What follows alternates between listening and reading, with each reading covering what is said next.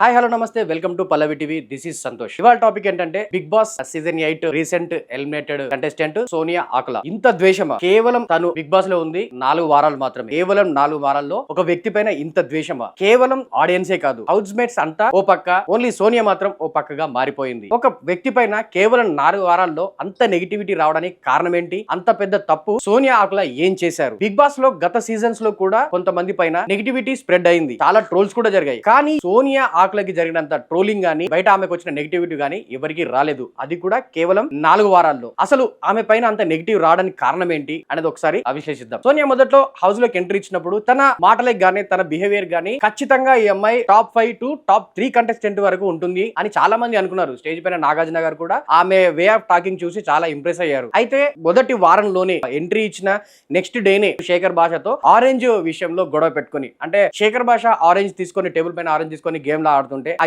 Game ని కూడా, అంటే ఐ మీన్ తను సరదాగానే చేశాడు శేఖర్ భాష. కాకపోతే సోనియా ప్రజల కంట్లో పడడానికి, అంటే ఐ మీన్ నెగిటివ్ సైడ్ వెళ్ళడానికి ఫస్ట్ బీజం అక్కడే పడింది.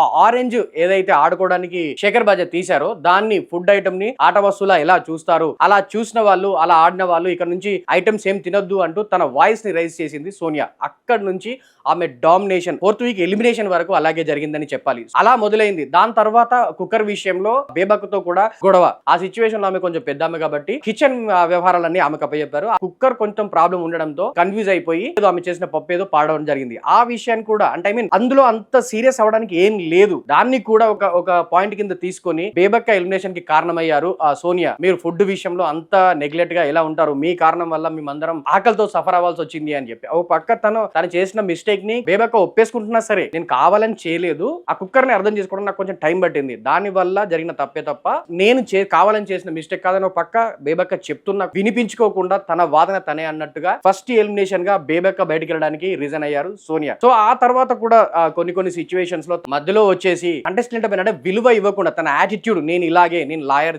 అంటే ఐ మీన్ లా చదువుకుంది, ఏ పాయింట్ నుంచి ఏ పాయింట్ కి తీసుకెళ్తే దాన్ని ఓవర్ హైటెడ్ గా చేయొచ్చు, దేన్ని కామ్ చేయొచ్చు అనే విషయం తనకి పక్కాగా తెలుసు. తన లాయర్ తెలివితేటలన్నీ ఇక్కడ ఉపయోగించి తన మాటని నెగ్గించుకోవాలనే ముందు నుంచి ప్రయత్నం చేసింది సోనియా. ఇక దాని తర్వాత సోనియా పైన ఉన్న నెగిటివిటీని నెక్స్ట్ లెవెల్ కి తీసుకెళ్లిన ఇష్యూ ఏంటి అంటే విష్ణుప్రియతో చేసిన అడల్టరేటెడ్ కామెడీ అనే పాయింట్. విష్ణుప్రియ చాలా జెన్యూన్ గా, చాలా జోక్ గా, నీకు నిఖిల్ కి ఫ్రెండ్షిప్ కుదిరింది, ఇంత సడన్ గా కుదరడానికి రీజన్ ఏంటి అన్న ఉద్దేశంలో జస్ట్ ఒక యాంకర్ ఇలా మైక్ పట్టుకున్నట్టు వెళ్ళి అడగడానికి, దానికి ఏదో ఫీల్ అయిపోయినట్టు, తనపైన కామెడీ చేసినట్టు, తను నెగిటివ్ చేసినట్టు ఫీల్ అయిపోయి, నువ్వు నన్ను అడల్టరేటెడ్ కామెంట్ లో నన్ను దించకు, అలాంటి కాబట్టి నా పైన చెయ్యకు అంటూ విష్ణుప్రియ పైన వెచ్చు పడిపోయింది. సో దాని వల్ల ఆమె పైన తీవ్రమైన నెగిటివ్ స్టార్ట్ అయింది. ఇక అటు పృథ్వీతోని, ఇటు నిఖిల్ తో తనకున్న రిలేషన్ ని ఓన్లీ వాళ్ళతోనే ఉంటూ వాళ్ళతోటే మాట్లాడుతూ ఇతర కంటెస్టెంట్స్ పై కామెంట్స్ చేయడం. సో ఈ పాయింట్స్ కూడా ఆమెకు నెగిటివ్ గా మారాయి. ఇవన్నీ కలిసి సోనియాకి కేవలం 4 వారాల్లోనే బీభత్సమైన నెగిటివిటీని తీసుకొచ్చాయన్నమాట. సో ఆడియన్స్ కూడా డిసైడ్ వచ్చేసింది, ఒక్కసారి నామినేషన్స్ లోకి వస్తే ఈమెను బయటకు పంపడానికి రెడీ. ఈ రేంజ్ లో ఆడియన్స్ ఫిక్స్ అయిపోయి ఆమెను బయటకు పంపించారు. ఇలాంతా మొత్తం ఒకసారి చూసుకుంటే ఖచ్చితంగా తన ఓవర్ స్ట్రాటజీ, నేను స్మార్ట్, నేను ఎవరికి